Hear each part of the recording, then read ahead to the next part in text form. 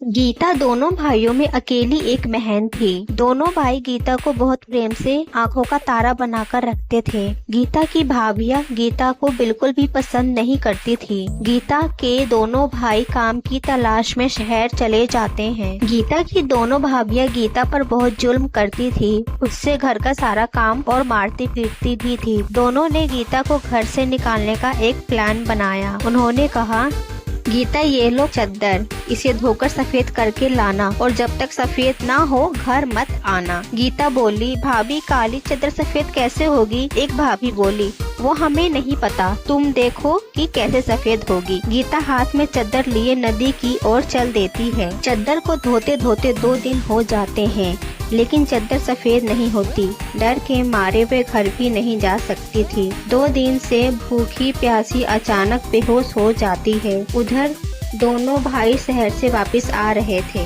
गीता के दोनों भाइयों ने देखा कि एक लड़की नदी किनारे बेहोश पड़ी है। उन्होंने पास में जाकर देखा तो उनकी बहन गीता थी। गीता को ऐसी हालत में देखकर बहुत गुस्सा आया। उन्होंने गीता को बेहोशी की हालत से उठाया और उन्होंने गीता से अपने इस हालत के बारे में पूछा। गीता पहले तो खूब रोई और कहा, भैया आपके जाने के बाद भाभियों ने मुझ पर बड़ा जुल्म किया। उन्होंने मुझे मारा पीटा, घर का सारा काम कराया और अब ये काली चद्दर दे दी है और बोला है जब तक सफेद ना हो घर मत आना। तो आप ही बताओ भैया, मैं कैसे घर जाऊं? पहले तो दोनों भाई खूब गुस्सा होते हैं, उसके बाद अपनी पत्नियों को रंगे हाथ पकड़ने के लिए एक प्लान बनाते हैं।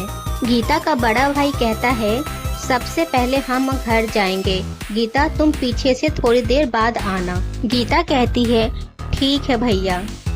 दोनों भाई घर पहुंच जाते हैं और गीता के बारे में पूछते हैं। अभी तो आप दोनों आए हैं, पहले हाथ मुंह धो लो, खाना वाना खा लो। खाना वाना हम बाद में खा लेंगे। हम एक चद्दर लाए हैं जो बहुत गंदी हो गई है, उसे तुम दोनों धो दो। दोनों खूब चद्दर को धोती है, लेकिन वे वैसे का वैसा ही रहता है। दोनों पत्नियां आती हैं और कहती हैं, चद्दर तो वैसे का वैसा ही है, हमें कुछ नहीं पता, हमें चद्दर सफेद चाहिए और वो देखो तुम कैसे करोगी। तभी वहाँ गीता आ जाती है। गीता की दोनों भाभियां समझ जाती है कि ये दोनों भाई पहले गीता से मिल चुके हैं। अब दोनों पत्नियों की पोल खुल चुकी थी। हमें तो पहले से ही पता था कि तुम दोनों गीता से जलते हो, लेकिन इस हद तक जा सकती हो ये पता नहीं था। हम दोनों तुम्हारे विश्वास पर गीता को छोड़कर यहाँ गए थे, लेकिन तुम गीता के साथ इतना दुर्व्यवहार करते थे। ये लो अपना सामान और निकल जाओ मेरे घर से, अब दोबारा अपनी शक्ल मत दिखाना। दोनों रोने लगती हैं। दोनों को रोता देख गीता अपने भाइयों से कहती है, जाने दो भैया, इन्हें माफ कर दो।